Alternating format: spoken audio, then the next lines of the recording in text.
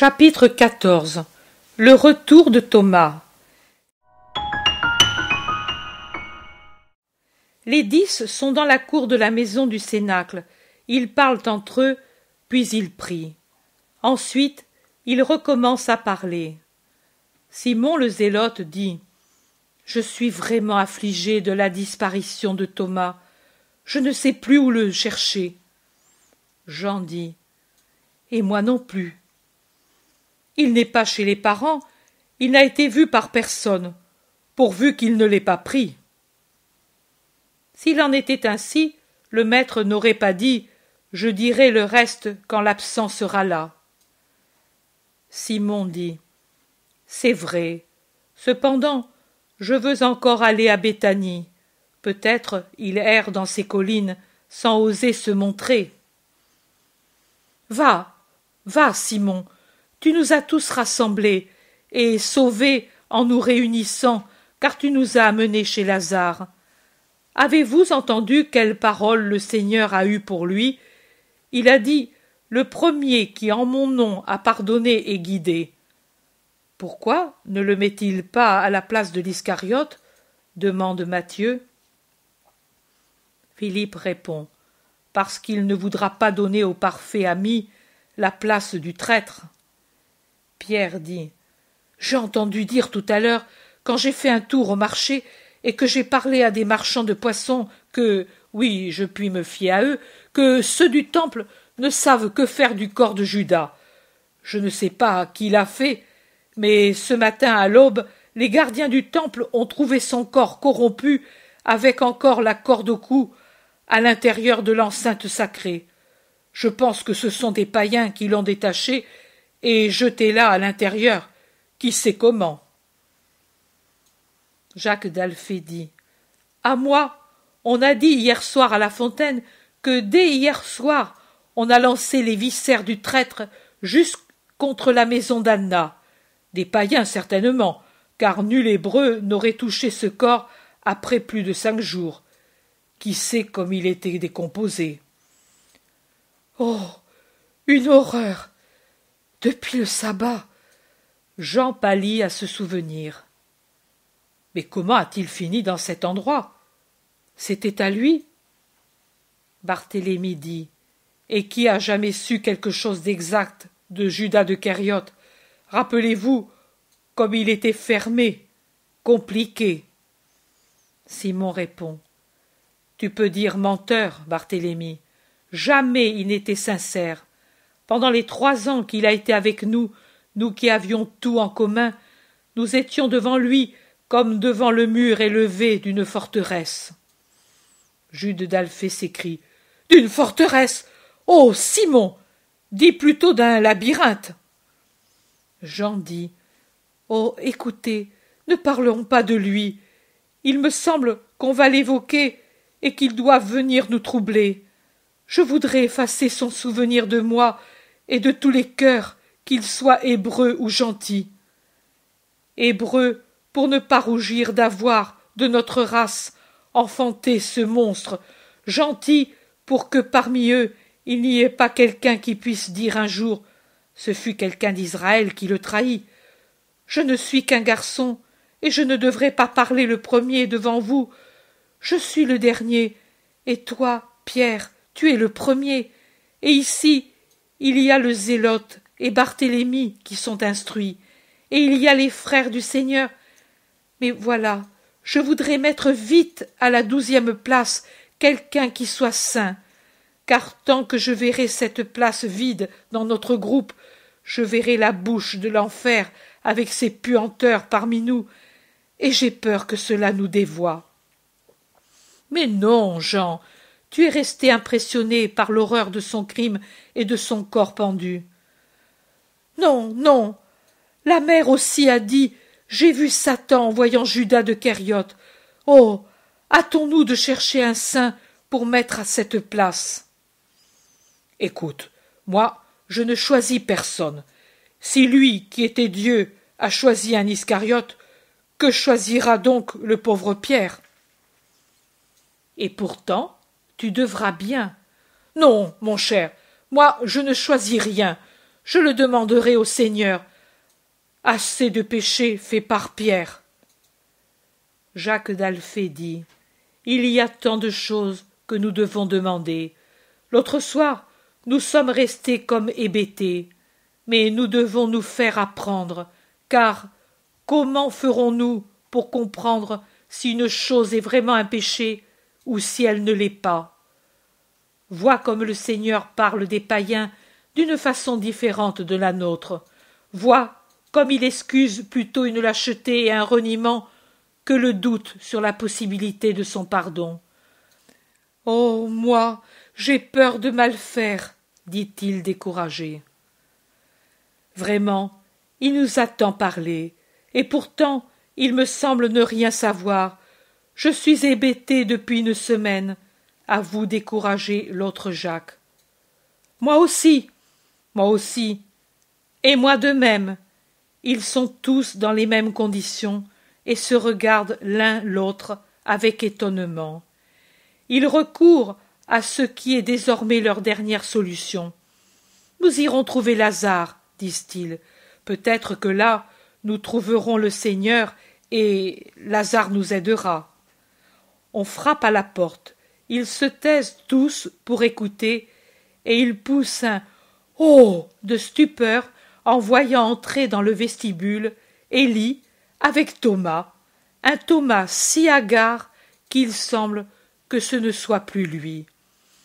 Ses compagnons se pressent autour de lui en criant leur joie. « Tu sais qu'il est ressuscité et qu'il est venu, et il t'attend pour revenir. » Oui, Élie aussi me l'a dit, mais je n'y crois pas. Je crois ce que je vois, et je vois que pour nous, c'est fini. Je vois que nous sommes tous dispersés. Je vois qu'il n'y a même plus un tombeau où le pleurer. Je vois que le Sanhédrin veut se débarrasser à la fois du complice dont il décrète l'inhumation comme si c'était un animal souillé au pied de l'olivier où il s'est pendu, et des fidèles du Nazaréen. J'ai été arrêté le vendredi aux portes, et ils m'ont dit « Toi aussi, tu étais l'un des siens ?» Il est mort désormais. Retourne battre l'or. Et je me suis enfui. Mais où? Nous t'avons cherché partout. Où?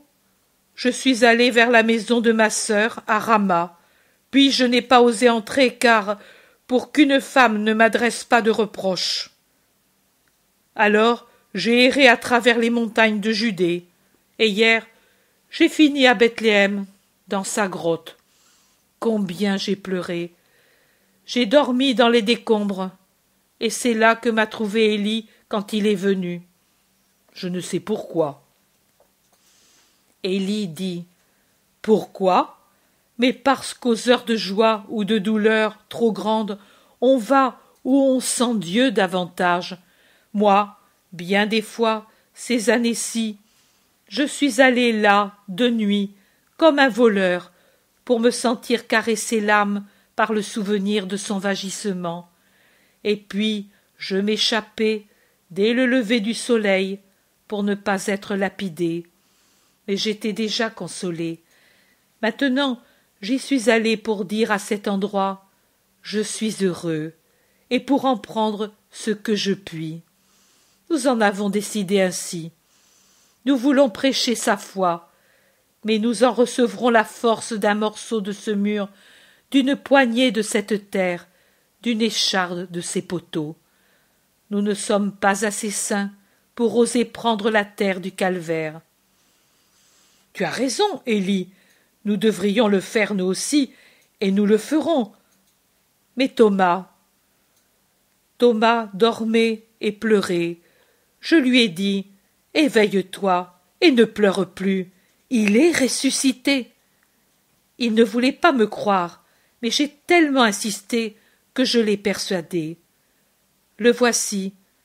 Maintenant il est parmi vous, et je me retire. Je rejoins les compagnons qui vont en Galilée. La paix à vous. Élie s'en va. Thomas, il est ressuscité. C'est moi qui te le dis. Il a été avec nous, il a mangé, il a parlé, il nous a bénis, il nous a pardonné, il nous a donné le pouvoir de pardonner. Oh, pourquoi n'es-tu pas venu plus tôt? Thomas ne sort pas de son abattement. Il hoche la tête, têtu. Je ne crois pas. Vous avez vu un fantôme. Vous êtes tous fous. Les femmes, pour commencer. Un homme mort ne se ressuscite pas. Un homme, non, mais lui est Dieu. Ne le crois-tu pas?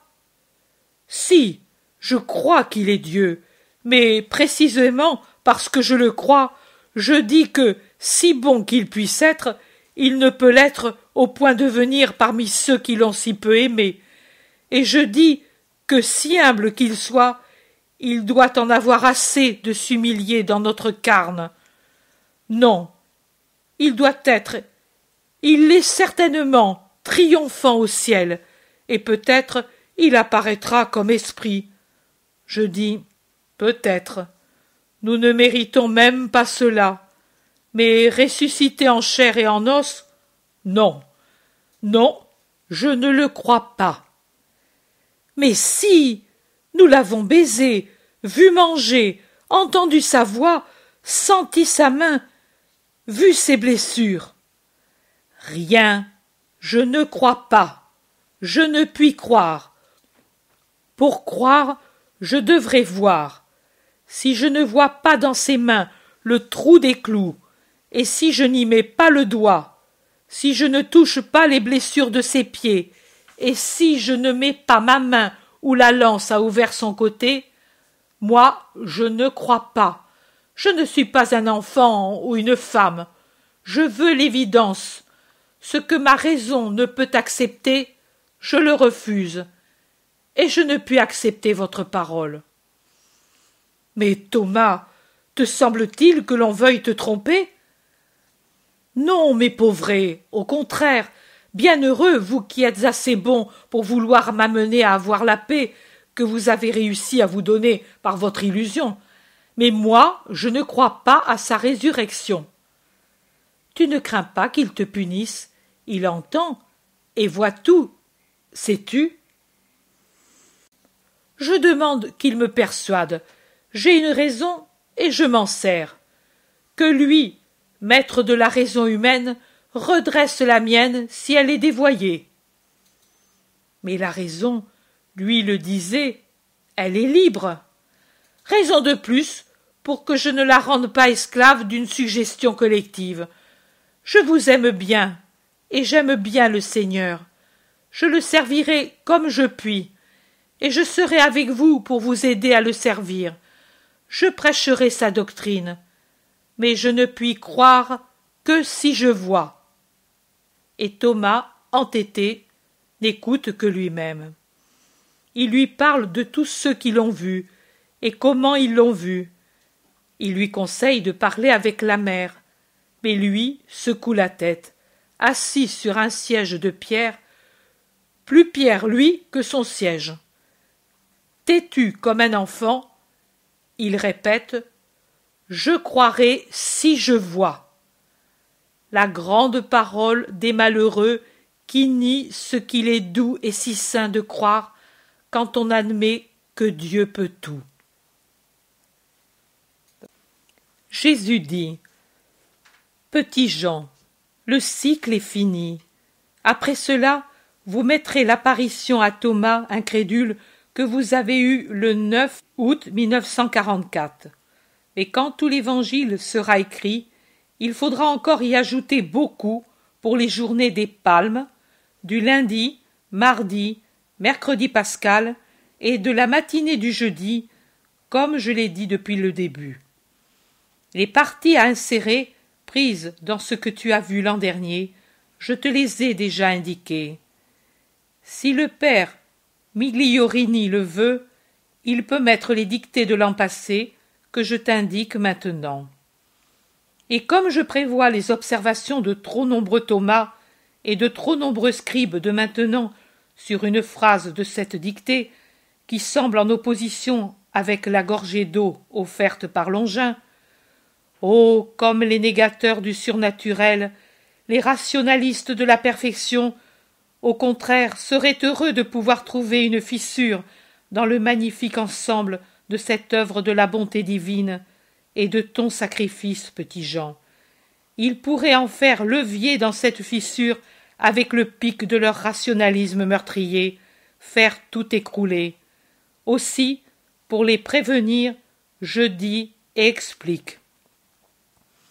Cette pauvre gorgée d'eau, une goutte dans l'incendie de la fièvre et de la sécheresse des veines vidées, prise par amour d'une âme qu'il fallait persuader de l'amour pour l'amener à la vérité, prise avec la plus grande fatigue dans l'essoufflement aigu qui me coupait la respiration et gênait la déglutition, tant j'étais brisé par la flagellation atroce, cette gorgée ne me donna d'autre réconfort que celui surnaturel.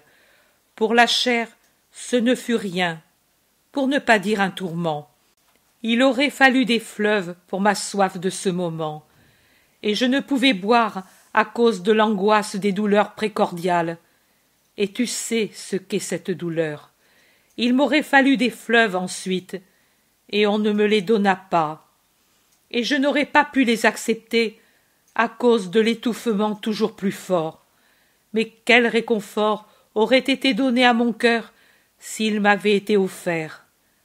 C'était d'amour que je mourais, d'amour qui ne me fut pas donné. La pitié est amour, et en Israël il n'y eut pas de pitié. Quand vous contemplez, vous qui êtes bons, ou analysez, vous les sceptiques, cette gorgée, donnez-lui le nom qui lui convient. Pitié, et non pas boisson. On peut donc se dire, sans pour cela tomber dans le mensonge, que, à partir de la scène, je n'ai pas eu de réconfort. Dans tout le peuple qui m'entourait, il n'y en eut pas un pour me donner du réconfort, attendu que je ne voulus pas prendre le vin drogué. J'ai eu du vinaigre et des mépris. J'ai eu la trahison et les coups. Voilà ce que j'ai eu. Rien de plus. Tu as dit, pourquoi l'an dernier n'ai-je pas vu ce geste de Longin? Parce que tu étais terrorisé par la vision que tu avais subie de mes tortures, parce que tu n'arrivais pas encore à décrire et à voir. J'ai brûlé les étapes pour te donner un réconfort en vue de ta passion imminente. Mais tu vois que j'ai dû te reprendre avec moi pour te faire remonter toute ma torture avec une plus grande perfection et une plus grande paix. Est-elle parfaite? Oh non!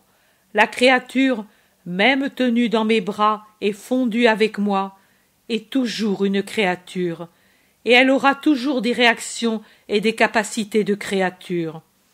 Jamais elle ne pourra comprendre et décrire avec une véracité absolue et une absolue perfection, étant une créature, les sentiments et les souffrances de l'homme-dieu.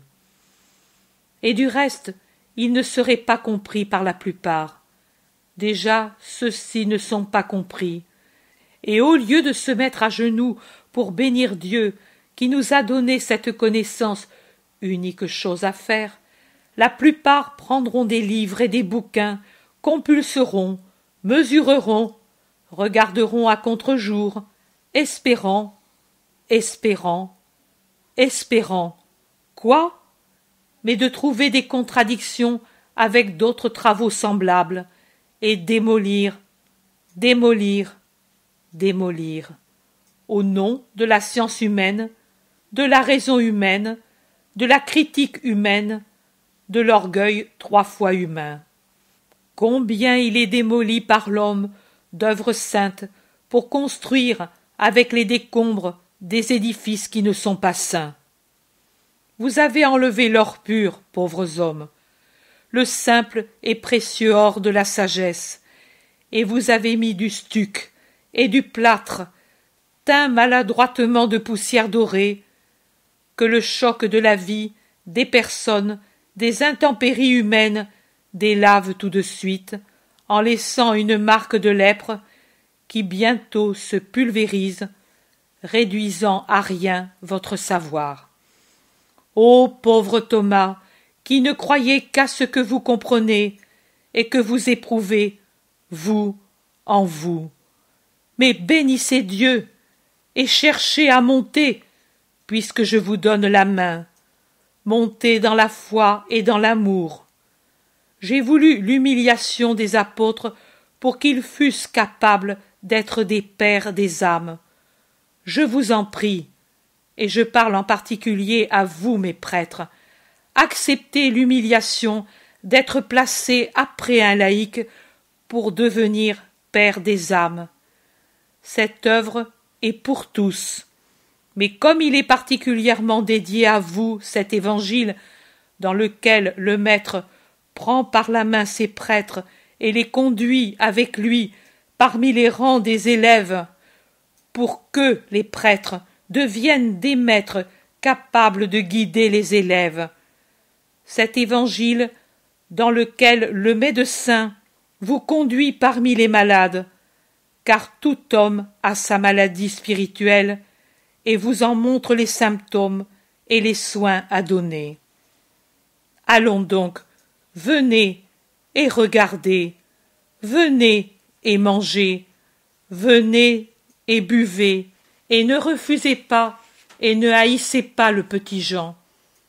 Les bons parmi vous tireront de cette œuvre une joie sainte, les savants honnêtes une lumière, les distraits qui ne sont pas mauvais un plaisir, les mauvais un moyen pour épancher leur science mauvaise. Mais le petit Jean a eu seulement douleur et fatigue, à cause desquelles, maintenant, à la fin de l'œuvre, il est comme une créature languissante par la maladie. Eh bien, que dirais-je alors à mes amis qui sont les siens, Marie de Magdala et Jean, et Marthe et Lazare et Simon, aux anges qui l'ont veillé dans sa fatigue? Je dirai, le petit Jean, notre ami est languissant.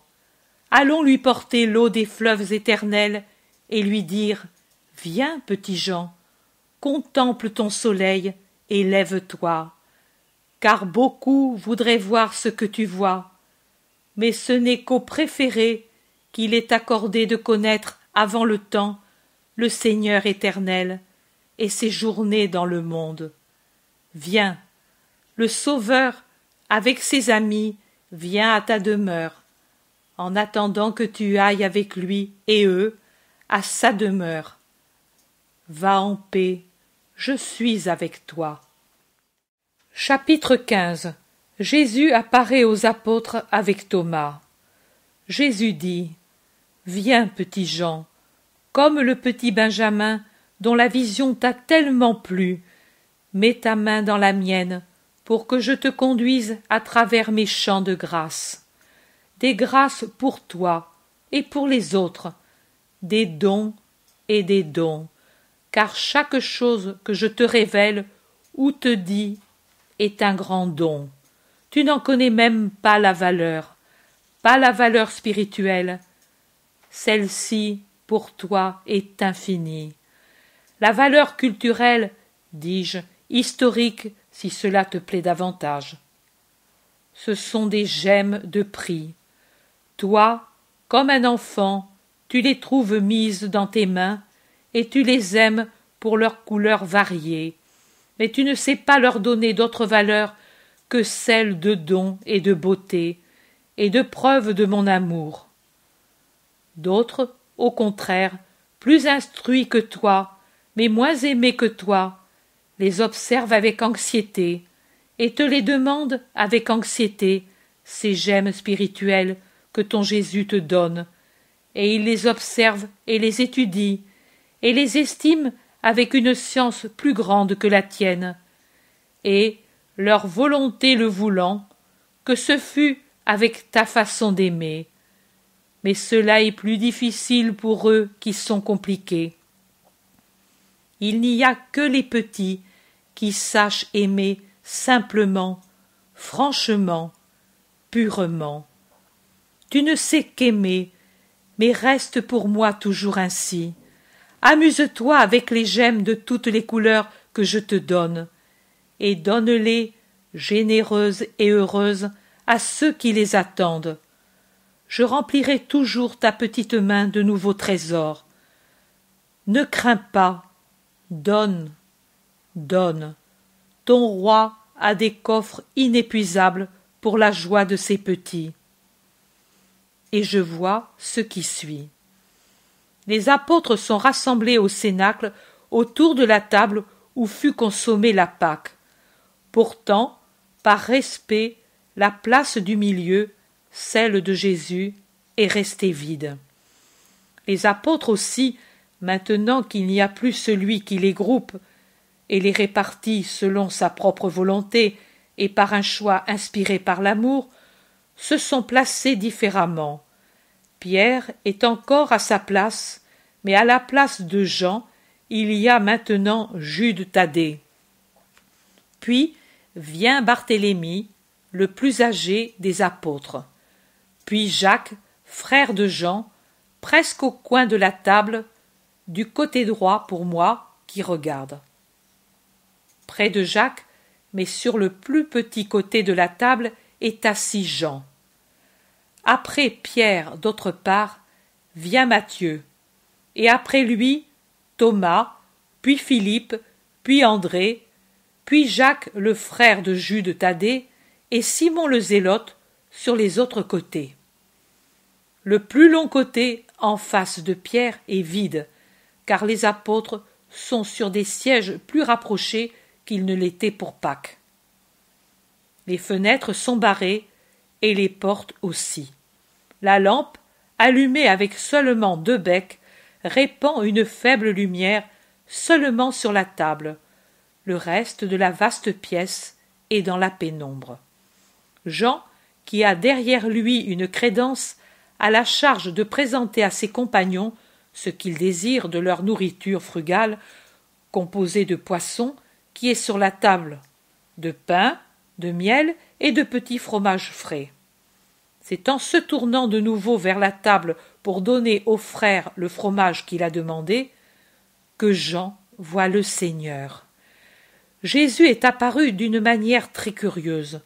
Le mur, derrière les convives, tout d'une pièce, sauf le coin de la porte, s'est illuminé en son milieu, à une hauteur d'environ 1 mètre du sol, d'une lumière faible et phosphorescente, comme est celle que produisent certaines gravures qui ne sont lumineuses que dans l'obscurité de la nuit.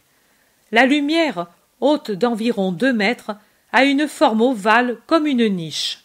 Dans la clarté, comme si elle avançait de derrière les voiles d'un brouillard lumineux, se dégage, avec une netteté grandissante, Jésus. Je ne sais pas si j'arrive à bien m'expliquer.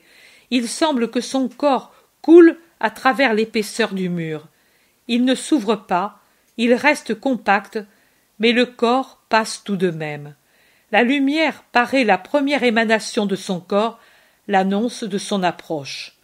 Le corps, tout d'abord, est formé de légères lignes de lumière, comme je vois au ciel le Père et les anges saints, immatériels.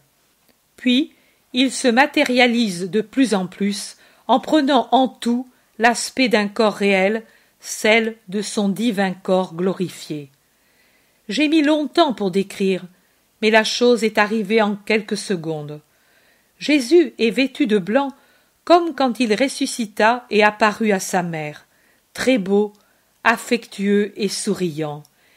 Il a les bras le long du corps, un peu écartés, avec les mains vers la terre et les paumes tournées vers les apôtres. Les 2 plaies des mains paraissent 2 étoiles de diamant, d'où sortent 2 rayons très vifs. Je ne vois pas ses pieds, couverts par son vêtement, ni son côté, mais l'étoffe de son habit, qui n'est pas terrestre, laisse passer une lumière là où elle cache les divines blessures. Au début, il semble que Jésus ne soit qu'un corps de clarté lunaire, puis, quand il s'est concrétisé en apparaissant hors du halo de lumière, il a les couleurs naturelles de ses cheveux, de ses yeux, de sa peau. C'est Jésus, en somme, Jésus, homme-Dieu, mais devenu plus solennel maintenant qu'il est ressuscité. Jean le voit quand il est déjà ainsi. Aucun autre ne s'était aperçu de l'apparition. Jean bondit sur ses pieds, laissant tomber sur la table le plateau de petits fromages ronds, et, en appuyant les mains sur le bord de la table, il se penche un peu vers elle et de côté, comme si un aimant l'attirait vers elle, et il pousse à voix basse un « Oh !» pourtant intense. Les autres, qui avaient levé la tête de leurs assiettes à la chute bruyante du plat de petits fromages, et au saut que fait Jean, et l'avaient regardé avec étonnement en voyant son attitude extatique, suivent son regard. Ils tournent la tête ou tournent sur eux-mêmes selon qu'ils se trouvent par rapport au Maître, et ils voient Jésus. Ils se lèvent tous, émus et heureux, et courent vers lui. Accentuant son sourire, Jésus avance vers eux, marchant maintenant sur le sol comme tous les mortels.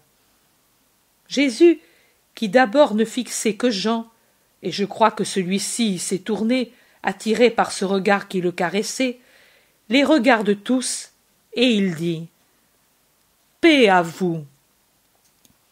Tous maintenant sont autour de lui, les uns à genoux à ses pieds, et parmi eux il y a Pierre et Jean, et même Jean baise un pan de son vêtement et le met sur son visage comme pour en être caressé. Les uns plus en arrière, debout, mais tous penchés dans une attitude respectueuse. Pierre, pour arriver plus vite, a fait un vrai bond en sautant par-dessus son siège, sans attendre que Matthieu, en sortant le premier, laisse la place libre. Il faut se rappeler que les sièges servaient à 2 personnes à la fois. Le seul qui reste un peu loin, embarrassé, c'est Thomas. Il s'est agenouillé près de la table, mais il n'ose pas avancer, et il semble même qu'il essaie de se cacher derrière le coin de la table. Jésus, en donnant ses mains à baiser, les apôtres les cherchent avec une sainte et affectueuse convoitise, tourne son regard sur les têtes inclinées comme s'il cherchait le 11e, mais il l'a vu dès le premier instant, et il agit ainsi pour donner le temps à Thomas de s'enhardir et de venir. En voyant que l'incrédule, honteux de son incrédulité, n'ose pas le faire, il l'appelle. « Thomas, viens ici !» Thomas lève la tête, confus, presque en pleurs, mais il n'ose pas venir. Il baisse de nouveau la tête. Jésus fait quelques pas dans sa direction et dit de nouveau « Viens ici, Thomas !» La voix de Jésus est plus impérieuse que la première fois. Thomas se lève réticent et confus, et il va vers Jésus. « Voici celui qui ne croit pas s'il ne voit pas !» s'écrie Jésus, mais dans sa voix, il y a un sourire de pardon. Thomas s'en rend compte, il ose regarder Jésus et voit qu'il sourit vraiment. Alors, il prend courage et se hâte davantage. « Viens ici tout près, regarde, mets un doigt, s'il ne te suffit pas de regarder, dans les blessures de ton maître. » Jésus a présenté ses mains et a ouvert son vêtement sur la poitrine pour découvrir la large blessure du côté. Maintenant, la lumière ne sort plus des blessures.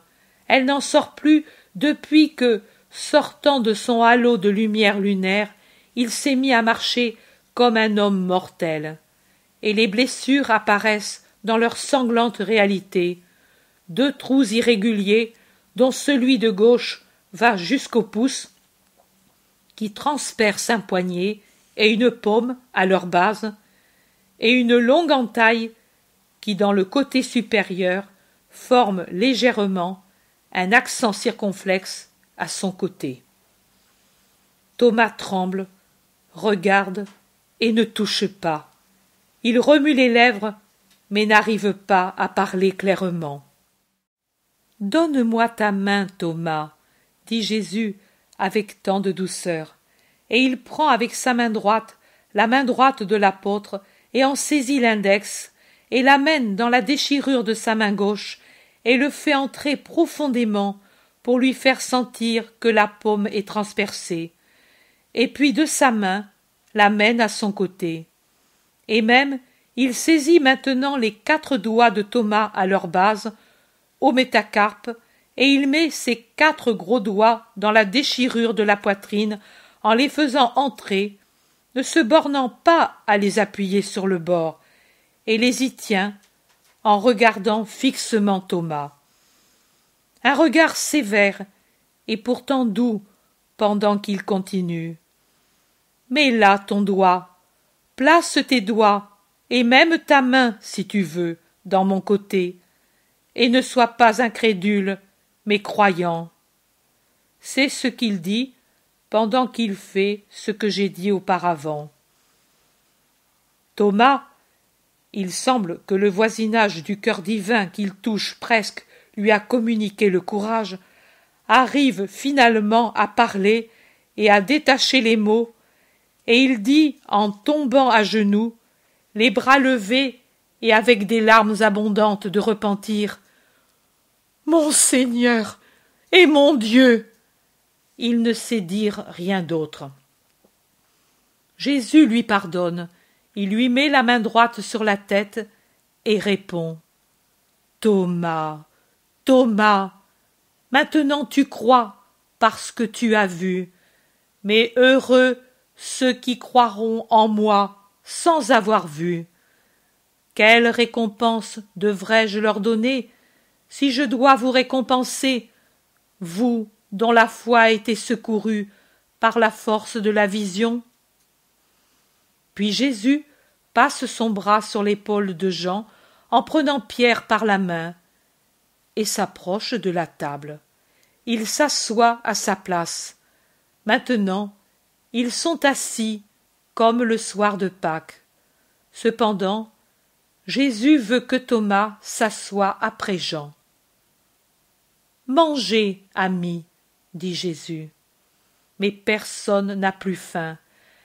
La joie les rassasie, la joie de contempler. » Alors Jésus prend les petits fromages épars sur la table, les rassemble sur le plat, les coupe, les distribue, et le premier morceau, il le donne justement à Thomas en le mettant sur un morceau de pain et en le passant derrière Jean. Il verse le vin des amphores dans le calice et le passe à ses amis. Cette fois, c'est Pierre le premier servi. Puis, il se fait donner des rayons de miel, les brise et en donne pour commencer un morceau à Jean, avec un sourire qui est plus doux que le miel filant et blond. Et de ce miel, pour les encourager, il en mange lui aussi. Il ne goûte que le miel. Jean, avec son geste habituel, appuie sa tête contre l'épaule de Jésus, et Jésus l'attire sur son cœur, et il parle en le tenant ainsi. « Vous ne devez pas vous troubler, amis, quand je vous apparais. Je suis toujours avec vous, le Maître qui a partagé avec vous la nourriture et le sommeil, et qui vous a choisi parce qu'il vous a aimé. Maintenant aussi je vous aime. » Jésus appuie fortement sur ces dernières paroles. « Vous, continue-t-il, vous avez été avec moi dans les épreuves. Vous serez aussi avec moi dans la gloire. Ne baissez pas la tête. Le soir du dimanche, quand je suis venu à vous pour la première fois après ma résurrection, je vous ai infusé l'Esprit Saint. Même à toi, qui n'étais pas présent, que vienne l'Esprit. Vous ne savez pas que l'infusion de l'Esprit est comme un baptême de feu, puisque l'Esprit est amour, et que l'amour annule les fautes? Votre péché de désertion, pour ce motif, pendant que je mourais, vous est pardonné. En disant cela, Jésus baise la tête de Jean qui n'a pas déserté, et Jean pleure de joie. Je vous ai donné le pouvoir de remettre les péchés, mais on ne peut donner ce que l'on ne possède pas. Vous devez donc être certain que ce pouvoir, je le possède dans la perfection, et j'en use pour vous qui devez être tout à fait purs, pour purifier ceux qui viendront à vous, souillés par le péché. Comment quelqu'un pourrait-il juger et purifier s'il méritait d'être condamné et s'il était personnellement impur? Comment quelqu'un pourrait-il juger un autre s'il avait une poutre dans son œil et des poids infernaux dans son cœur? Comment pourrait-il dire « Je t'absous au nom de Dieu » si à cause de ses péchés, il n'avait pas Dieu avec lui? Amis, réfléchissez à votre dignité de prêtre. Auparavant, j'étais parmi les hommes pour juger et pardonner. Maintenant, je m'en vais au Père, je reviens à mon royaume. La faculté de juger ne m'est pas enlevée, et même elle est tout entière en mes mains, puisque le Père me l'a déférée. Mais c'est un jugement redoutable, car il se fera quand il ne sera plus possible à l'homme de se faire pardonner avec des années d'expiation sur la terre. Toute créature viendra à moi avec son esprit quand elle laissera, à cause de la mort matérielle, sa chair comme une dépouille inutile. Et je la jugerai une première fois. Puis l'humanité reviendra avec son vêtement de chair repris sur commandement céleste pour être séparée en deux parties. Les agneaux avec le pasteur, les boucs sauvages avec leurs torturateurs.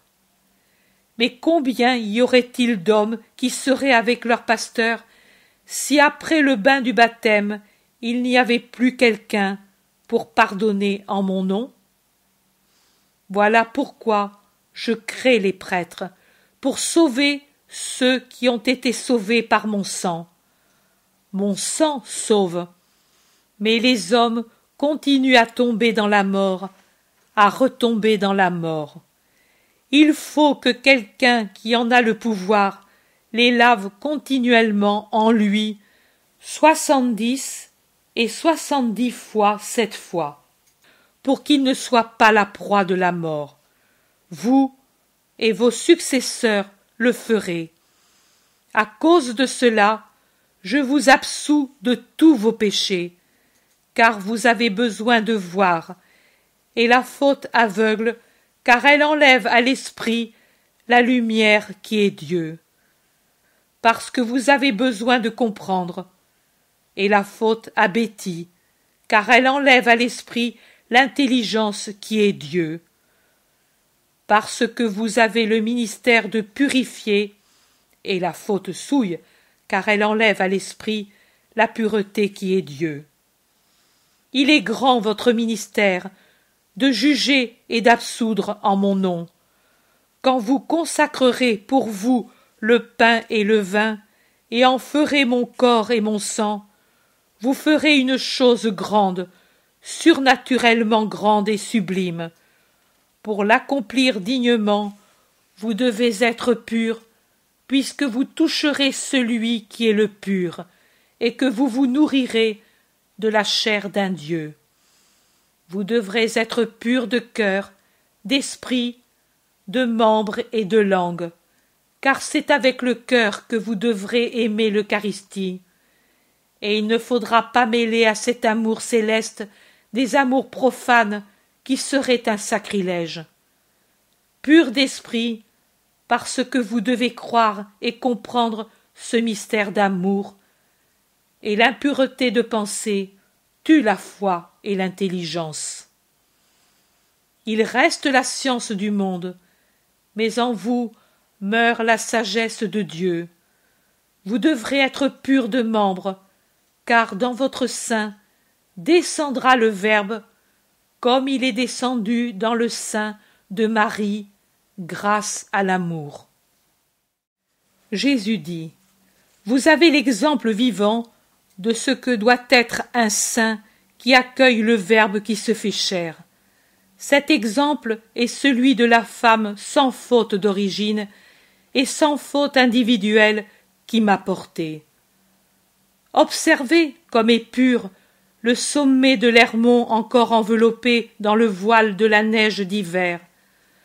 De l'oliveraie, il paraît être un tas de lys effeuillés, ou d'écume de mer qui s'élève comme une offrande en face de l'autre blancheur des nuages portés par le vent d'avril à travers les champs azurés du ciel.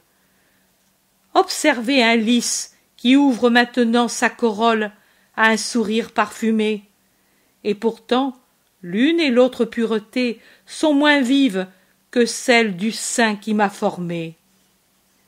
La poussière apportée par les vents est tombée sur les neiges de la montagne et sur la soie de la fleur. L'œil humain ne l'aperçoit pas tant elle est légère, mais elle est là et elle corrompt la blancheur. Mieux encore, regardez la perle la plus pure que l'on a arrachée à la mer, au coquillage où elle est née, pour orner le sceptre d'un roi. Elle est parfaite dans son irisation compacte qui ignore le contact profanateur de toute chair, s'étant formée comme elle l'est dans la cavité nacrée de l'huître, isolée dans le fluide saphir des profondeurs marines. Et pourtant, elle est moins pure que le sein qui m'a porté. À son centre se trouve un petit grain de sable, un corpuscule très menu, mais toujours terrestre. En elle, qui est la perle de la mer, il n'existe pas de grain de péché, ni de tendance au péché. C'est une perle née dans l'océan de la Trinité pour porter sur la terre la seconde personne. Elle est compacte autour de son point d'appui, qui n'est pas une semence de la concupiscence terrestre, mais une étincelle de l'amour éternel, une étincelle qui, trouvant en elle une correspondance, a engendré les tourbillons du divin météore, qui maintenant appelle et attire à lui les fils de Dieu. Moi, le Christ, étoile du matin, c'est cette pureté inviolée que je vous donne en exemple. Mais quand ensuite, comme des vendangeurs près d'une cuve, vous plongez vos mains dans la mer de mon sang et en puisez de quoi purifier les étoles corrompues des misérables qui ont péché, soyez, en plus d'être purs, parfaits, pour ne pas vous souiller d'un péché plus grand, et même de plusieurs péchés. En répandant et en touchant d'une manière sacrilège le sang d'un Dieu, ou en manquant à la charité et à la justice, en le refusant ou en le donnant avec une rigueur qui n'est pas du Christ, qui fut bon avec les mauvais pour les attirer à son cœur, et 3 fois bon avec les faibles pour les porter à la confiance. Ou en usant de cette rigueur 3 fois indignement en s'opposant à ma volonté, à ma doctrine et à la justice. Comment être sévère avec les agneaux quand on est des pasteurs idolâtres? Ô mes bien-aimés, amis que j'envoie à travers les chemins du monde pour continuer l'œuvre que j'ai commencée et qui sera poursuivie tant que le temps existera, rappelez-vous mes paroles. Je vous les dis pour que vous les disiez à ceux que vous consacrerez pour le ministère dans lequel je vous ai consacré. Je vois, je regarde dans les siècles, le temps et les foules infinies des hommes qui existeront sont tous devant moi. Je vois les massacres et les guerres, les paix menteuses et les horribles carnages, la haine et les vols, la sensualité et l'orgueil. De temps en temps, un oasis verdoyant, une période de retour à la croix, comme un obélisque qui indique une eau pure au milieu des sables arides du désert. Ma croix sera élevée avec amour après que le venin du mal aura rendu les hommes malades de la rage, et autour d'elle, plantés sur les bords des eaux salutaires, fleuriront les palmiers d'une période de paix et de bien dans le monde. Les esprits, comme des cerfs et des gazelles, comme des hirondelles et des colombes, accourront à ce refuge reposant, frais, nourrissant, pour guérir de leur douleur et espérer de nouveau. Et il resserrera ses branches comme une coupole pour protéger des tempêtes et des grandes chaleurs, et il tiendra au loin les serpents et les fauves avec le signe qui met le mal en fuite. Et ce sera ainsi tant que les hommes le voudront. Je vois des hommes et encore des hommes, des femmes, des vieillards, des enfants, des guerriers, des étudiants, des docteurs, des paysans. Tous viennent et passent avec leur fardeau d'espérance et de douleur. Et j'en vois beaucoup qui vacillent, car il y a trop de douleur, et l'espérance a glissé la première du fardeau trop lourd, et s'est effritée sur le sol. Et j'en vois beaucoup qui tombent au bord du chemin, parce que d'autres plus forts les poussent, plus forts ou plus chanceux, à cause de leur fardeau qui est léger. Et j'en vois beaucoup qui, se sentant abandonnés par ceux qui passent, piétinés même, qui se sentant mourir, arrivent à haïr et à maudire. Pauvres fils, parmi tous ceux-là qui ont été frappés par la vie, qui passent ou tombent, mon amour a intentionnellement répandu les samaritains pleins de pitié, les bons médecins, les lumières dans la nuit, les voix dans le silence, pour que les faibles qui tombent trouvent une aide, revoient la lumière, entendent de nouveau la voix qui dit « Espère, tu n'es pas seul, sur toi il y a Dieu, avec toi il y a Jésus. » J'ai mis intentionnellement ces charités actives pour que mes pauvres fils ne meurent pas dans leur esprit en perdant la demeure paternelle, et continuent à croire en moi charité en voyant chez mes ministres mon reflet. Mais, ô douleur qui fait saigner la blessure de mon cœur comme quand elle fut ouverte sur le Golgotha, mais que voient mes yeux divins? Il n'y a peut-être pas de prêtre parmi les foules innombrables qui passent. C'est pour cela que saigne mon cœur. Les séminaires sont-ils vides? Mon divin appel ne résonne donc plus dans les cœurs? Le cœur de l'homme n'est-il plus capable de l'entendre? Non. Au cours des siècles, il y aura des séminaires, et dans ceux-ci des lévites. 2 sortiront des prêtres, car à l'heure de l'adolescence, mon appel aura résonné avec une voix céleste en de nombreux cœurs, et eux l'auront suivi. Mais d'autres voix seront venues ensuite avec la jeunesse et la maturité, et ma voix aura été dominée dans ces cœurs, ma voix qui parle au cours des siècles à ses ministres pour qu'eux soient toujours ce que vous êtes maintenant, les apôtres à l'école du Christ. Le vêtement est resté, mais le prêtre est mort. Chez un trop grand nombre, au cours des siècles, ce fait se produira. Ombres inutiles et sombres, ils ne seront pas un levier qui soulève, une corde qui tire, une source qui désaltère, un grain qui nourrit, un cœur qui est un oreiller, une lumière dans les ténèbres, une voix qui répète ce que le maître lui dit. Mais ils seront pour la pauvre humanité un fardeau de scandale, un poids de mort, un parasite, une pourriture. Horreur!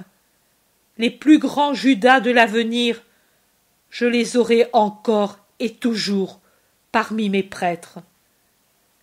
Amis, je suis dans la gloire, et cependant je pleure. J'ai pitié de ces foules innombrables, troupeaux sans pasteur, ou avec des pasteurs trop peu nombreux. Une pitié infinie. Eh bien, je le jure par ma divinité, je leur donnerai le pain, l'eau, la lumière, la voix que ne veulent pas donner ceux qui ont été choisis pour cette œuvre. Je répéterai au cours des siècles le miracle des pains et des poissons. Avec quelques pauvres petits poissons et avec quelques quignons de pain, d'humbles âmes et laïcs, je donnerai à manger à un grand nombre, et ils en seront rassasiés, et il y en aura pour ceux de l'avenir, car j'ai compassion de ce peuple, et je ne veux pas qu'il périsse. Bienheureux ceux qui mériteront d'être tels, non pas bénis parce qu'ils sont tels, mais parce qu'ils l'auront mérité par leur amour et leur sacrifice. Et tout à fait bénis les prêtres qui sauront rester apôtres, pain, eau, lumière, voix, repos et remède de mes pauvres fils. Ils brilleront dans le ciel d'une lumière spéciale. Je vous le jure, moi qui suis la vérité. Levons-nous, amis, et venez avec moi pour que je vous enseigne encore à prier. L'oraison, c'est ce qui alimente les forces de l'apôtre, car elles le font avec Dieu. Et ici, Jésus se lève et va vers l'escalier. Mais quand il est au bas, il se tourne et me regarde. Ô Père, il me regarde, il pense à moi, il cherche sa petite voix, et la joie d'être avec ses amis ne me fait pas oublier par lui. Il me regarde par-dessus les têtes des disciples et me sourit.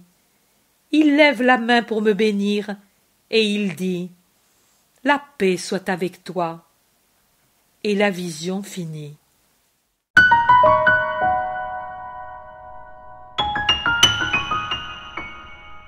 L'intérêt pour les écrits de Maria Valtorta ne cesse de grandir. Et les fruits récoltés, vocation, conversion, sont immenses. Visionnaire de la vie du Christ, de la conception de Marie jusqu'au début de l'Église, sa description des personnages, de leur psychologie, la précision des lieux où ils évoluent, des coutumes et mœurs de l'époque, est proprement sidérante et à ce jour inégalée.